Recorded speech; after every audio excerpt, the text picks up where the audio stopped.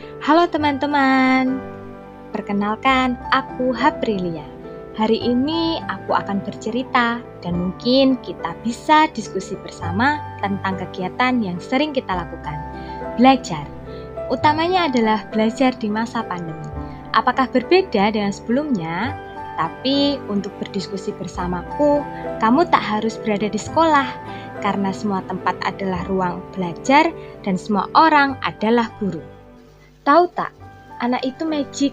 Kalau kita lihat mereka senyum, ketawa, main sama teman-temannya, adem rasanya.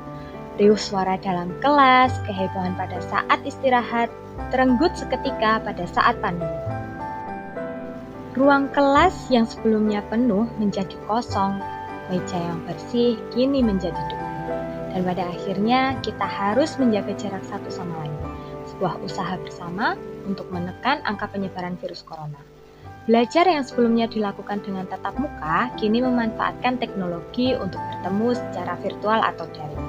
Tak tanggung-tanggung nih, hampir 2 tahun kita belajar dengan cara seperti ini. Permasalahan-permasalahan baru tentunya dijumpai pada saat pandemi. Setelah lama kita belajar daring, tentunya banyak kendala yang dihadapi. Sampai pada akhirnya vaksin telah kita dapatkan dan kita dapat berjumpa kembali melalui tatap muka terbatas. 2 tahun tidak bertemu. Pada saat belajar di kelas, siswa tampak asing dengan suasana kelas. Mereka tetap harus menjaga jarak dengan temannya, membatasi aktivitasnya, dan beberapa anak sering melihat keluar ketika belajar di kelas. Anak sering juga memainkan alat tulisnya. Beberapa pertanyaan muncul dalam benak saya. Apakah anak-anak malas untuk belajar? Apakah anak sering tidak fokus ketika belajar di kelas? Apakah Anda juga merasakannya? Atau hanya saya saja? Untuk mencari solusinya, mari kita jawab dengan teori belajar berikut ini. Teori belajar behaviorisme koneksionisme. Teori ini dikenalkan oleh Edward Lee Thorndike. Thorndike lahir di Williamstonburg, Massachusetts pada tahun 1874. Ia berprofesi sebagai seorang pendidik dan psikolog. Ia berkebangsaan Amerika. Hingga usia 60 tahun, Thorndike menghabiskan banyak waktunya untuk membaca, mempelajari buku, serta jurnal. Wow, banyak sekali bukan? Kalau kita kira-kira kebanyakan waktu dihabiskan untuk apa ya? Apakah untuk membaca buku? Teori koneksionisme dalam belajar menurut Thorndike. Belajar itu sebagai perubahan perilaku yang dapat diamati, diukur, dan dinilai secara konkret. Perubahan terjadi melalui rangsangan stimulus yang menimbulkan hubungan perilaku reaktif respon.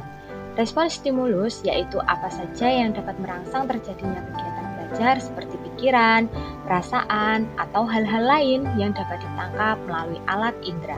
Sedangkan respon yaitu reaksi yang dimunculkan peserta didik ketika belajar, yang juga dapat berupa pikiran, perasaan, atau gerakan tindakan. Dengan adanya stimulus, maka diharapkan timbul respon yang maksimal. Pembentukan hubungan stimulus-respon dilakukan melalui ulangan-ulangan. Thorndike mengemukakan 3 prinsip atau hukum dalam belajar, yaitu Law of Readiness, Law of Exercise, dan Law of Effect. Yang pertama, Law of Readiness. Belajar akan berhasil apabila peserta didik memiliki kesiapan untuk melakukan kegiatan tersebut, karena individu yang siap untuk merespon akan menghasilkan respon yang memuaskan. Yang kedua, Law of Exercise. Belajar akan berhasil apabila banyak latihan serta selalu mengulang apa yang telah didapat. Yang ketiga, Law of Effect. Belajar akan menjadi bersemangat apabila mengetahui dan mendapatkan hasil yang baik. Nah, dari pertanyaan-pertanyaan tadi, maka dapat kita ketahui bahwa siswa tidak memiliki kesiapan dalam belajar. Maka dari itu, sebelum pelajaran berlangsung, guru memastikan siswa siap belajar di awal pembelajaran. Kesiapan belajar ini sangat penting untuk mereka. Ketika anak terlihat murung atau tidak siap, guru dapat bertanya terlebih dahulu. Guru dapat memberikan pertanyaan-pertanyaan kepada siswa seperti bagaimana kabar kalian hari ini? Apakah kalian merasa senang, sedih, atau adakah sesuatu yang mengganggu pikiran kalian? Ketika ada siswa yang tampak murung, kita dapat mendekatinya dan menanyakan menceritakan alasannya. Kemudian kita beri semangat agar siswa lebih siap untuk menerima pelajaran. Ketika pembelajaran berlangsung, semua upaya dari siswa juga harus diberi apresiasi. Walaupun jawaban yang diberikan belum tepat, akan tetapi kita dapat memberikan apresiasi untuk keberaniannya mengemukakan pendapat, agar kelak ke depannya siswa berani untuk berpendapat tanpa takut dimarahi dan disalahkan. Semoga dengan ini bisa menjawab pertanyaan tadi ya. Selanjutnya, ketika belajar kelompok, apakah anak sering berteriak ketika berdiskusi dengan temannya? Apakah anak memberitahu teman dengan nada yang tinggi? Saya sering melihat ini di kelas. Pernahkah Anda mendengar bahwa anak adalah mesin fotokopi paling canggih? Apapun tingkah laku yang baru saja dilihat, apa saja kata yang baru didengar, dapat ditiru begitu saja oleh anak. Ya, mari kita bahas bersama. Sebuah teori dari Albert Bandura. Teori pembelajaran sosial merupakan perluasan dari teori belajar perilaku yang tradisional atau behavioristik. Teori pembelajaran sosial ini dikembangkan oleh Albert Bandura. Teori ini menerima sebagian besar dari prinsip-prinsip teori-teori belajar perilaku, tapi memberi lebih banyak penekanan pada efek-efek dan isyarat-isyarat pada perilaku dan pada proses mental internal. Salah satu asumsi paling awal mendasari teori pembelajaran sosial Bandura adalah manusia cukup fleksibel dan sanggup mempelajari bagaimana kecakapan bersikap maupun berperilaku.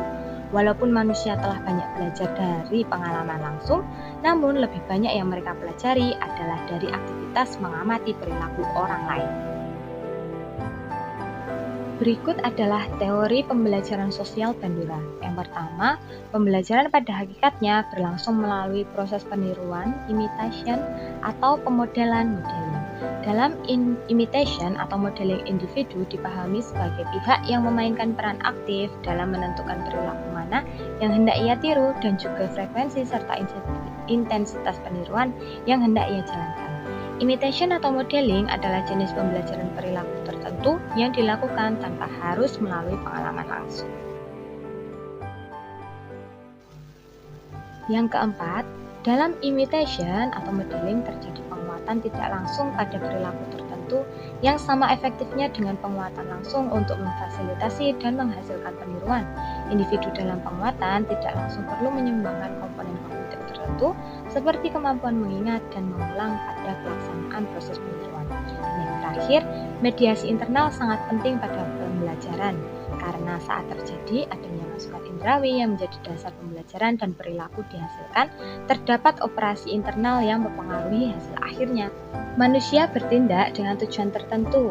Dalam pengertian tertentu, manusia belajar melalui pengalaman mengenai apa yang diharapkan untuk terjadi, dan demikian mereka bisa menjadi semakin baik dalam memperkirakan perilaku apa yang akan memaksimalkan peluang untuk berhasil.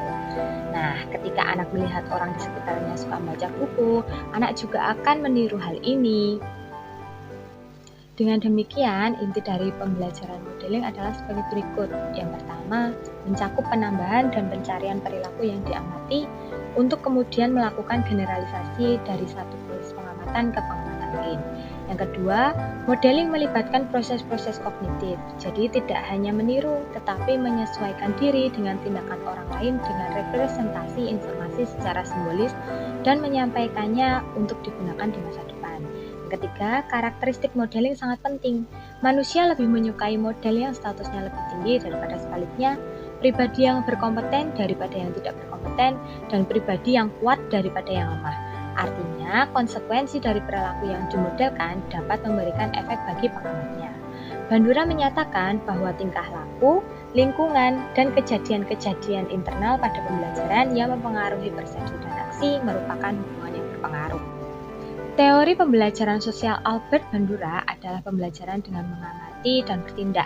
Inti mengamati adalah pemodelan yang mencakup pengamatan terhadap aktivitas-aktivitas yang benar, mengkodekan secara tepat kejadian-kejadian itu untuk dipresentasikan di dalam memori, melakukan performa aktual perilaku, dan menjadi cukup termotivasi.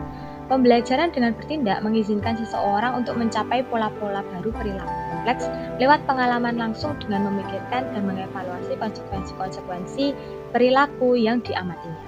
Pada saat belajar, beri siswa keyakinan bahwa mereka mampu belajar dengan baik. Ketika anak melakukan kesalahan, ajak diskusi. Sampaikan apa yang salah dengan baik, bukan dengan cara marah-marah ataupun membentak. Ketika kita marah atau membentak kepada anak, anak akan meniru cara ini untuk berkomunikasi dengan temannya. Kita harus menjadi model yang baik untuk anak sebagai guru, sebagai ayah, sebagai ibu, maupun sebagai kakak. Sekian cerita dari saya. Kalau masih ingin berdiskusi, boleh banget nih tinggalin komen di bawah ini ya. Semoga kita bisa menjadi guru yang baik dan tentunya menjadi model yang baik untuk anak, karena belajar adalah tanggung jawab kita bersama. Terima kasih.